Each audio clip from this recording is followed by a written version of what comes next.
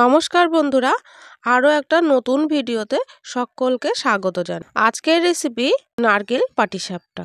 কোনো রকম ভেঙে যাওয়া বা লেগে যাওয়ার সমস্যা ছাড়াই বানিয়ে দেখাবো এই পিঠেটি। এই পিঠেটি আমি যেইভাবে বানাবো, এটা যে পিঠে বানাতে নাও পারে সেও কিন্তু এই পিঠেটি বানিয়ে ফেলবে যদি আমার এই নিয়মটা ফলো করে। তাহলে চলুন পিঠেটি বানিয়ে ফেলা যাক। প্রথমেই আমি একটা নারকেল এই যে ভেঙে নিয়ে এখানে নারকেলটা আমি কুড়িয়ে নেব। এখানে নারকেলটা কিন্তু আমি কোড়ানির সাহায্যে কোড়াইনি, আমি একটা ইউনিক পদ্ধতিতে নারকেলটা কুড়িয়ে নিয়েছি। আপনারা চাইলে কিন্তু আমার চ্যানেলে ভিডিওটা আপলোড করা হয়েছে, চাইলে আপনারা দেখে নিতে পারেন। নারকেলটা আমার কোড়ানো রেডি হয়ে গেছে। এখন আমি একটা গ্যাসের উপরে কড়াই গরম করতে বসিয়ে দিয়েছি। তাতে অল্প পরিমাণে একটু জল দিয়ে জলের মধ্যে আমি 50 গ্রামের মতো চিনি দিয়ে দেব।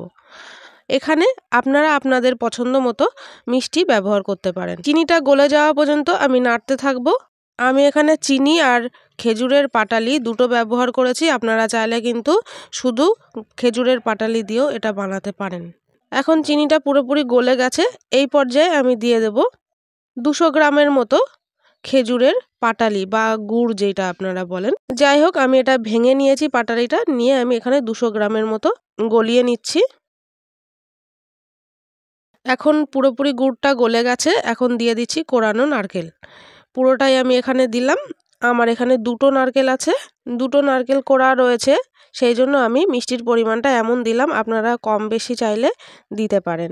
এবারে আমি এটা নাড়তে নাড়তে একটা পুর তৈরি করে নেব, যেন সবসময় নাড়তে থাকবো, যেন কড়াইয়ের গায়ে লেগে না যায়।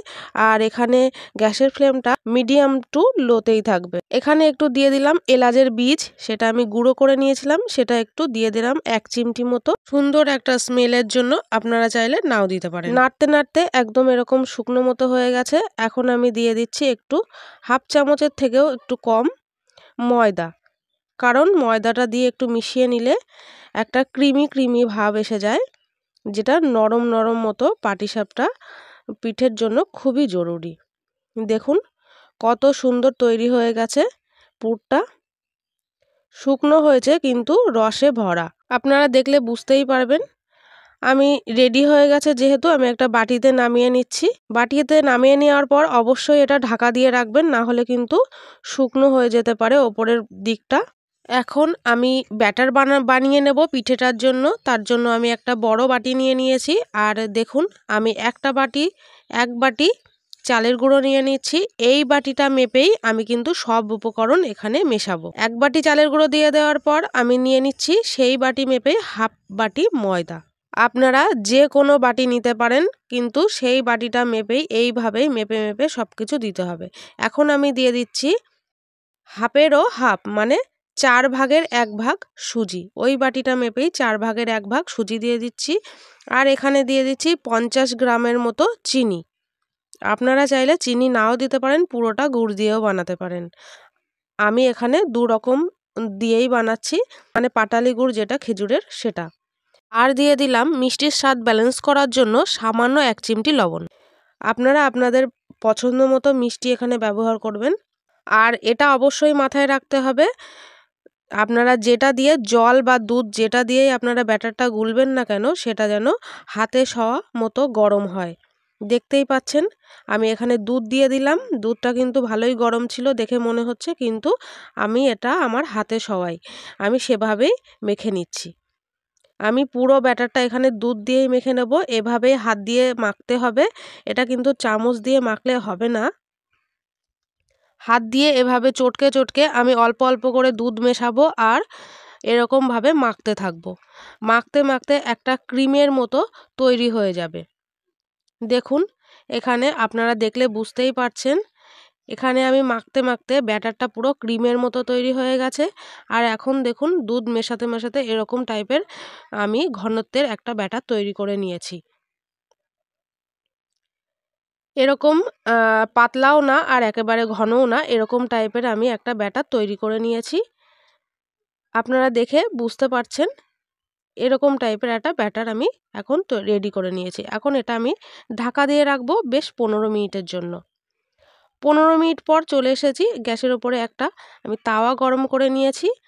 তাওয়ার ওপরে একটু ঘি মাখিয়ে নিচ্ছি। আপনারা চাইলে কিন্তু সাদা তেলও এখানে মাখিয়ে নিতে পারেন।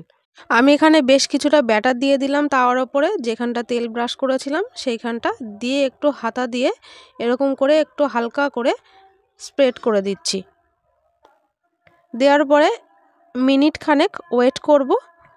ওয়েট করার পর দেখুন আমি ওয়েট করছি, এমন সময় দেখুন পুরো ব্যাটার যেটা দিয়েছিলাম একদম জালিদার হয়ে গেল। দেখুন ভালোভাবে দেখলে আপনি বুঝতে পারবেন জালিদার হয়ে গেছে। আমি এখন পুরটা নিয়ে নিলাম, বেশ একটু লম্বা করে দিয়েছি, দিয়ে এক সাইডে দিয়ে এরকম করে রোল করে নেব। একটা পিঠেও কিন্তু ভেঙে যাবে না বা তাওয়ার সঙ্গে লেগে যাবে না। এইভাবে আমি প্রতিটা পিঠে রেডি করে নিয়েছি। আমি যেভাবে পিঠেটা বানাচ্ছি আপনারা এইভাবে সব পিঠেগুলো রেডি করে নিতে পারবেন কোনো ঝামেলা ছাড়াই। দেখুন কত সুন্দরভাবে একদম জালিদার একটা পিঠে রেডি হয়ে গেল।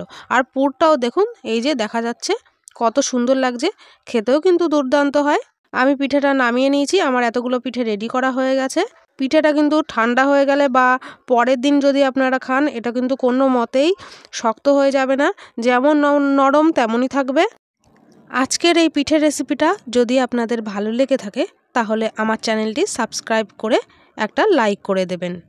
আর আপনারা যদি এই পিঠের রেসিপিটা বাড়িতে বানিয়ে থাকেন তাহলে কমেন্ট করে জানাতে ভুলবেন না কেমন হলো।